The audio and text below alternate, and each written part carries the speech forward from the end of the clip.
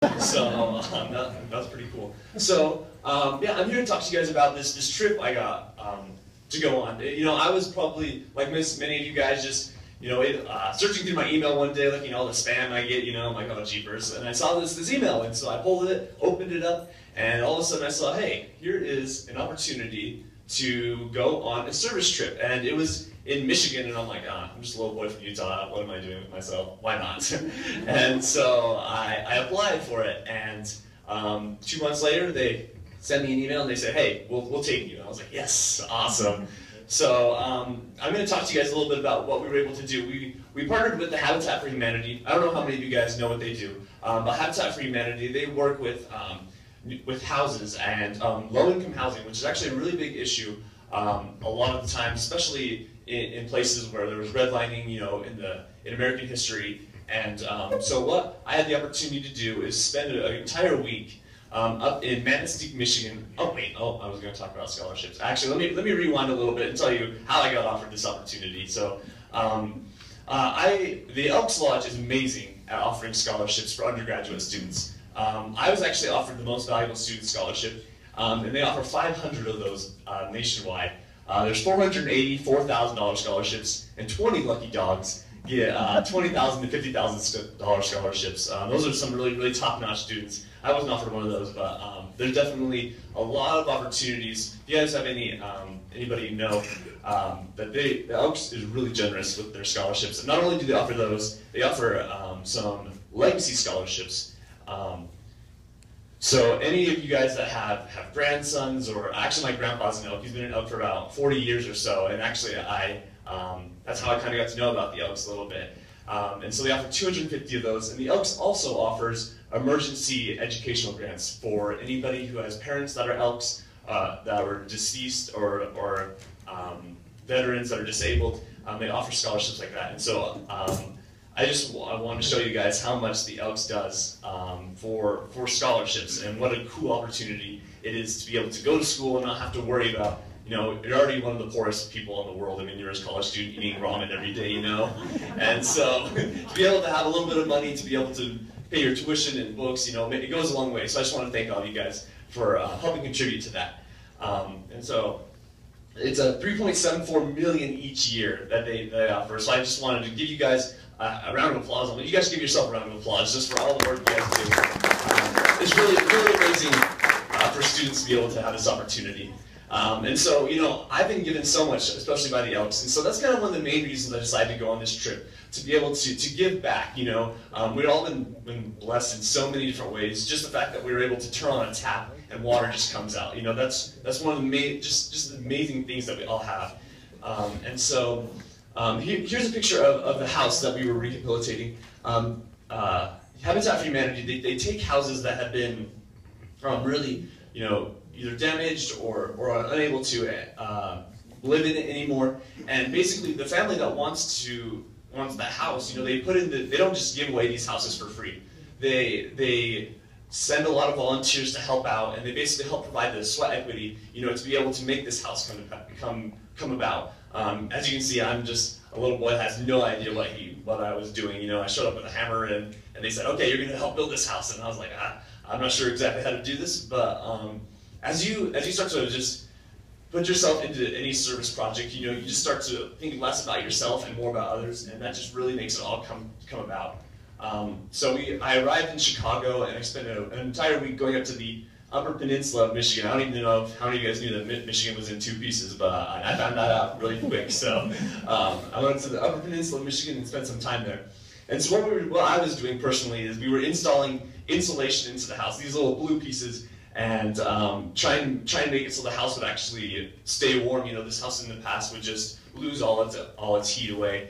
And so and there's also a special project. I don't know if I'm an applied math major, and so they had this porch that they had that was just sloped out because it originally they didn't have a roof or anything, and when it would rain, they wanted the rain to wash away. But they put a roof over it, and so they're like, we don't want this floor to be sloped anymore. And so they're like, hey, you know math. And I'm like, yeah, I know math.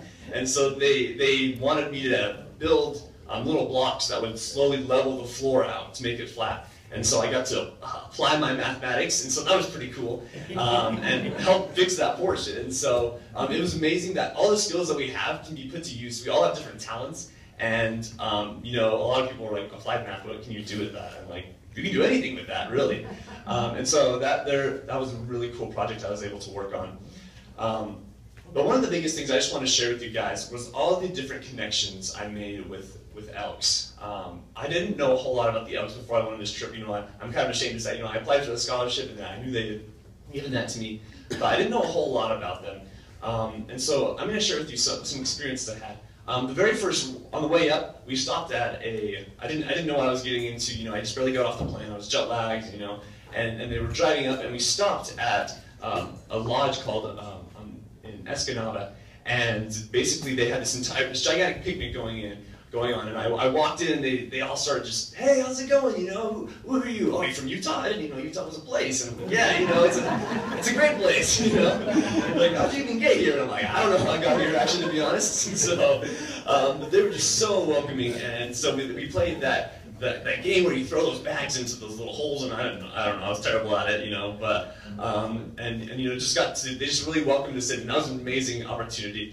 We had a hashtag, I don't know if you guys know what a hashtag is, you know, it's my generation's thing, but, and we had all these shirts as an Elks family, and it was funny because as we walked around town during the service trip, everyone, actually they thought we were a family reunion, and that our last name was Elks, and so we were like, yeah, this is Elks Papa right here, you know, so, you know, just being part of the Elks family.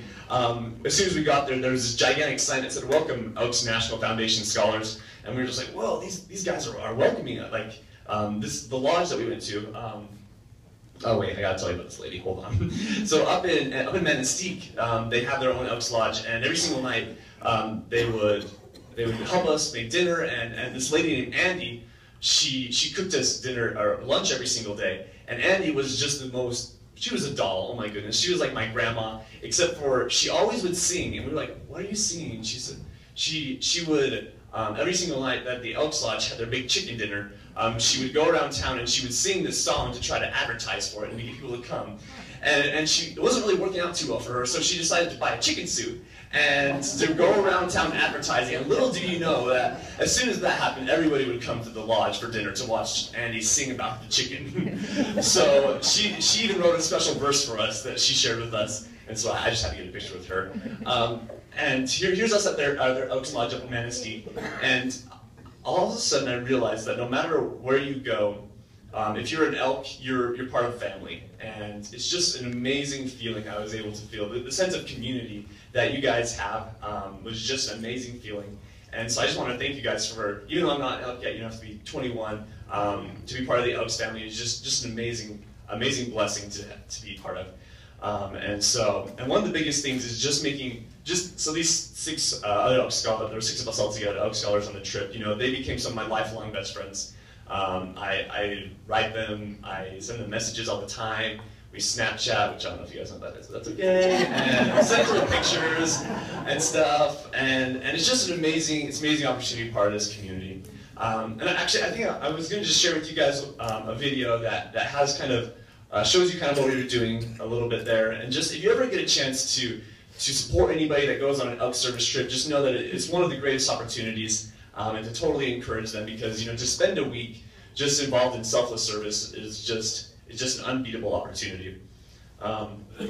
So we're gonna hurry and pull that. Well, let's see. We're gonna pause on that. One thing actually I wanted to share with you guys that just, you know, a lot of times we were just there, we were just building a house, and it just kind of felt like work. But one thing, every single night we would do a reflection, and at first when I heard about that, I was like, oh no, we're just going to sit around and talk about feelings. I am not going to go well for that. But there were actually some really cool experiences we had. We did something where we called it the privilege walk. And what happened is we all started together, and we stood in a line, and we all held hands with the person right next to us. And Marianne, who was our leader, she would read a statement, and if it applied to us, either in a good way or bad way, we take a step forward or take a step back. You know, something she might say is, if you ever had to work on the weekends to support your family, take a step back. And it was kind of to show us where we stood in American society. And we all were born in different situations. We were all blessed with certain things, and some of us had different challenges. And so as we started, you know, we started taking steps forward, and some of us to take steps back based on our situations. And slowly we started to break each other's hands, and it was hard to realize that we were all, some of us were towards the front, some of us were towards the back. But as we stopped and we pondered and reflected on that experience, we realized none of us would really have been, if we would have done 100 people around the world, we would have probably been in the top 10% just because of how much we've been blessed with. And it made us realize how blessed we are just to give back. And so all your different committees, that was just one really cool thing, that no matter what we're doing, whether it's building a house or whether it is doing, I know every single lodge has different charities they do work for or that they benefit, and just amazing things that can come from that. So I'm going to show you guys this video about all the things we did.